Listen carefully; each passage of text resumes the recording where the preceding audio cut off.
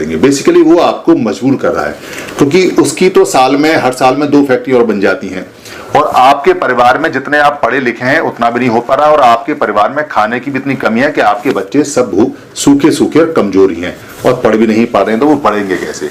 ये मजबूरी के कारण आदमी चोर बनता है, जब उसको सफिशिएंट पूरी तरह से नहीं मिलता। एक व्यक्ति सारा खाना खाए और एक व्यक्ति को खाना ना मिले, वहां चोरी होती है।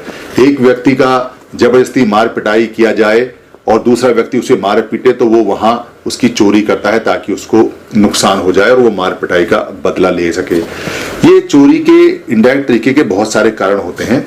इसमें नीचे से लेकर ऊपर तक के सभी लोग वो शामिल होते हैं जिनके पास में सारा सामान होता है, और वो अपने काम करने वालों को या लेबर को या देश के अपने जो और लोग हैं उनको मजबूर करते हैं, बांट कर नहीं खाते। और जो तंत्र है वो भी इस तरह का है कि वो बंटवारा सही तरह से नहीं करता। एक अमीर अगर अमीर हो रहा है तो बहुत अमीर हो जाता है, एक गरीब है तो वो गरीब होता चला जाता है। ऐसे में जो गरीब है वो मजबूरी के कारण, क्योंकि उसको अमीर ने मजबूर किया है, बेसिकली वो खुद अपनी इच्छा से चोरी करना नहीं चाहता, उसे चोरी करने के लिए उकसाया गया है।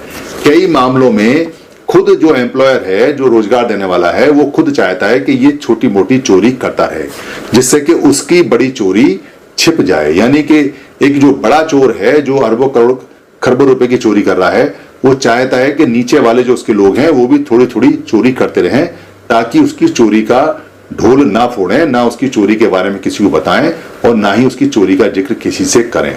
इस तरह से भी चलता है, ये बातें भी वहां आती हैं। तो इस तरह से चोरी के लिए मजबूर किया जाता है।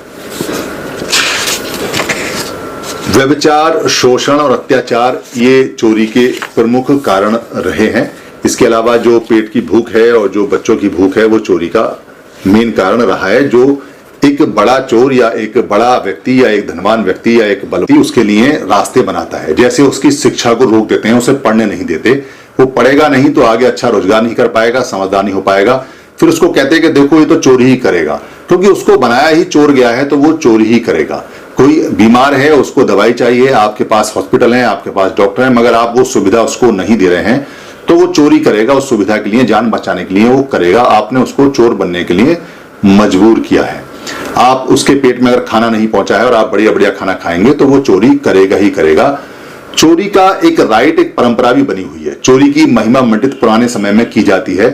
जैसे कहते हैं इसने ये चुराया, तो उसकी गा गा कर उसके गानों में उसकी चोरी की बहुत ज्यादा प्रशंसा करते हैं, उसके ऊपर गाने बनाए जाते हैं और उसकी चोरी को माफ किया जाता है।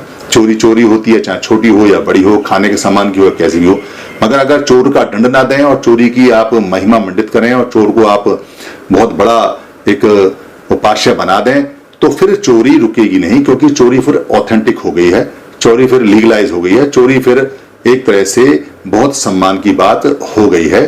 तो कई बार आपने देखा होगा कि जब छोटा बच्चा कोई हंसी मजाक में कोई बड़ा छोटे बच्चों को कहता है, अरे नालायक, चीता चोर है, चोर है, तो छोटा बच्चा चोर को फिर छोटे ही शब्दों में लेके चलता है और उसे लगता है कि चोरी करना अच्छा है, क्योंकि बड़े उसे बड़े प्यार से गाल पे थपथपाते हुए खुश होते हैं। इस तरह से जब छोटा बच्चा कोई चीज कहीं खाने पीने की चोरी करता है तो उसको ये नहीं कहते माँ बाप कि ये गलत बात है, ये कहते हैं देखो नालायक है, नटखट है, देखो कैसा चोर है, और उसकी उपमा किसी और ऐसे नटखट से देकर, चोर से देकर उसका हौसला बढ़ाया जाता है।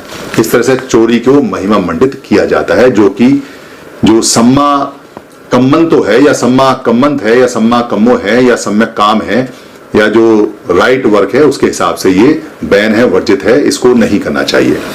तीसरा आता है व्यभिचार। कामेसु मिच्छाचारा वेरमणि सिक्खापदं समादयामि, यानी कि व्यभिचार नहीं करना है। व्यभिचार का मतलब होता है कि जो सदाचार है, यानी कि जो अच्छा आचरण है, जो सत्य आचरण है, उसके विपरीत जो आचरण करते हैं, जो व्यवहार करते हैं, जो बिहेवियर करते हैं अगेंस्ट में, यानी कि सच के व्यवहार के, सच के बिहेवियर के, राइट जो बिहेवियर है उसके अगेंस्ट में जो काम करते हैं, उसको बोलते हैं व्यभिचार, या उसको बोलते हैं मिथ्या आचरण। मिथ्या माने झूठा और आचरण माने कंडक्ट होता है, यानी झूठा आचरण। तो मिथ्या आचरण या काम वासना, यानी कि इस तरह के आचरण नहीं करने हैं। तो ये काया से होते हैं, शरीर से होते हैं, इनको काम में लाया जाता है, यानी वर्क होता है ये, तो ये नहीं करने चाहिए। दरअसल कुछ लोग तो इसको अपनी इच्छा से करते हैं, और उनका राग होता है या उनका द्वेष होता है या तो उनकी दुश्मनी होती है या उनको वो चाहिए इसलिए वो करते हैं, उनके मन में आता है। और कुछ लोगों को जबरदस्ती ये करवाया जाता है। करवाने वाला ज्यादा खतरनाक है। जब आप किसी को व्यभिचार के लिए या किसी को मिसकंडक्ट के लिए या किसी को बैड कंडक्ट के लिए या किसी को गलत आचरण के लिए, व्यभिचार के लिए जब आप उसको मजबूर करते हैं और जब आप उसको उसमें धकेलते हैं, जैसे भूखा जो आदमी है, अगर भूखमरी रहेगी देश के अंदर तो जो भूखा आदमी है वो व्यभिचार करेगा, वो कोई भी काम करेगा, चाहे फिर उसे आचरण की चिंता नहीं है क्योंकि भूख बहुत बड़ा रोग है। फिर आचरण सदाचार नहीं जानता वो, उसको कुछ भी करा लीजिए आप उससे। इसलिए आपने देखा होगा फिल्मों के अंदर जो बहुत ज्यादा परेशान और मजबूर आदमी होता है वो अपराध करने के लिए गैंग में शामिल हो जाता है।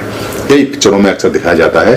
वही समाज के अंदर, सोसाइटी के अंदर है कि अगर सरकार या तंत्र या जो सिस्टम है अगर वो अपने लोगों को भूखा रखेगा, गरीब रखेगा, बीमार रखेगा, उनको आवश्यकता होगी तो वो फिर अपनी आवश्यकता पूरी करने में, क्योंकि लीगल तरीके से नहीं हो रही है, सही